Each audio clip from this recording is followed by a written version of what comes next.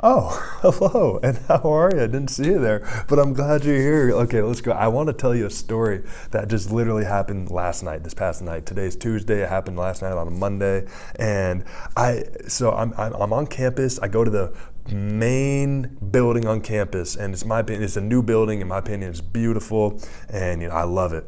And I go down to this big room, this big study area that has a lot of tables, a ton of chairs, some comfy couches. It's kind of my go-to study spot. And I go down, I lay down on the couch at like 6:30. I'm about to just pull out my book and start reading.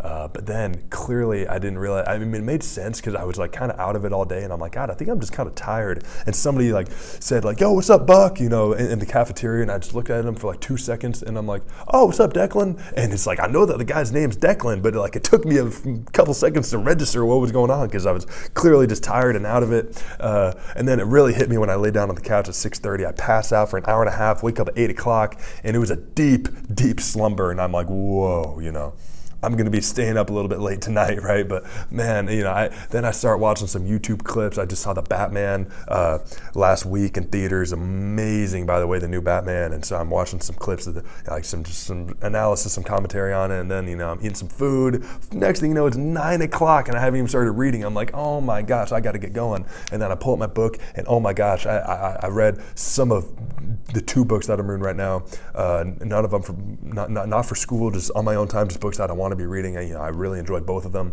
and I had like a really locked in, productive 3 hours of just reading, and capped off with some journaling on what I learned and just what's going well in my life right now. And it was awesome. It was a really, really great, productive, peaceful night. I'm just kind of listening to some peaceful music, except it wasn't very fitting because I'm reading Lone Survivor and I'm reading about like Hell Week, and it's like, gosh, I kind of just want to work out right now, But anyway, at like 10:45, there are a couple other groups in there, and they're like, all right, we've had enough of this. It's too late. Let's go to bed. Let's get out of here. And then it's only me in there. I'm like, wow, that's the first time. Like, I got the whole room to myself. When I say room, like I said, it's a big room, big study area. I'm like, this is awesome. But then about 15 minutes later, this girl walks in, and she's just kind of a woman on a mission. And she walks up to this desk in the corner of the room, kind of across from me, and I've been in this room 100 times, and somehow I didn't notice that there are two huge whiteboards, one on each side of the room. And she pulls out her computer and she starts writing down on the whiteboard. And this sounds so weird, but for whatever reason, it just it made the hairs on the back of my neck stand up.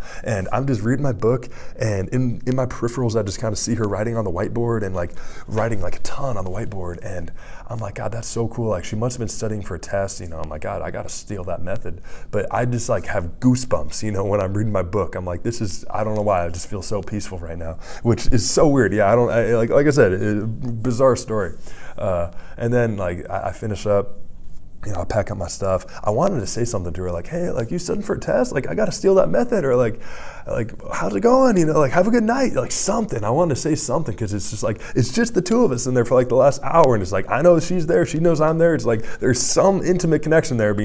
I'm too shy. I just get up and leave, and it's midnight. I'm like, gosh, I can't wait to just get home and hit the hay. But at the same time, it's I took a long late nap. I probably won't be able to get to bed super soon. But anyway, I'm about to leave the building, but then I'm heading towards the door, and then I stop, and I look around, and I'm like, oh my gosh, I'm the only one in here. I got the whole place to myself, and I just had a really productive, peaceful night. And I just kind of sit down on one of the cool chairs in the main hallway and the main floor, and the whole place is to myself. And it's Taylor Swift's Invisible String is bumping on the speaker of a folklore song, super peaceful. And I'm just looking around, and I can't describe it, but I'm just filled with gratitude. And I'm like, this is awesome. It's look, I'm here senior year of college, and it's I got the whole place to myself. It's late at night, just had a great night. I don't know why, but just the thought of that girl writing on the whiteboard just makes me peaceful and gives me goosebumps. And it's the weirdest thing.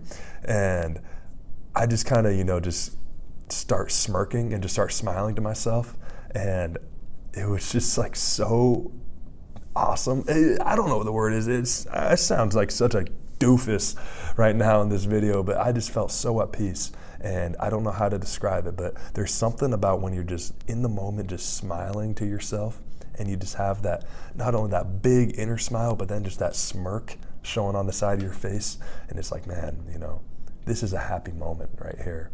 And I don't know why, but it always makes me think of Tim Riggins. My favorite TV show of all time is Friday Night Lights, and probably my favorite character is Tim Riggins. And some of the time, I mean, he's the guy that just everybody expects the worst out of him. Everybody blames him for things that he didn't even do. But then sometimes, you know, you realize that he's a good guy, and he'll get a compliment, and he's just kind of by himself thinking about it, and he just smiles to himself, and you're like, yeah, attaboy, Timmy, come on, like there you go, and you just kind of root for him.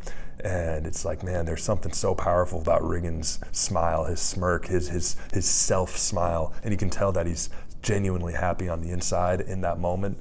And it's just like, gosh, I just finished reading The Kite Runner last week, maybe a couple weeks ago. And it's like, man, if you've read the book, you know by the end that just the power of a slight smile, just the power of Hassan's smile that he had on Amir. And it's like, oh my gosh, try to have that moment in your own life where you just smile to yourself and you just appreciate the moment and you just feel at peace and you're like, I don't even know why I'm smiling. I'm free of thought. I'm not thinking. I can't even pray right now because I can't even think. And I'm just like, man, I'm just grateful for whatever. I don't know why. I'm just grateful. And it's just, I don't know if this makes any sense at all. I can't believe I've gone on for over 6 minutes, barely saying anything. But man, the moral of the story, never underestimate the power of a smile, especially just an inner peace, inner smile, that smirk to yourself. Enjoy it. Carpe diem. All right, I'll catch you later.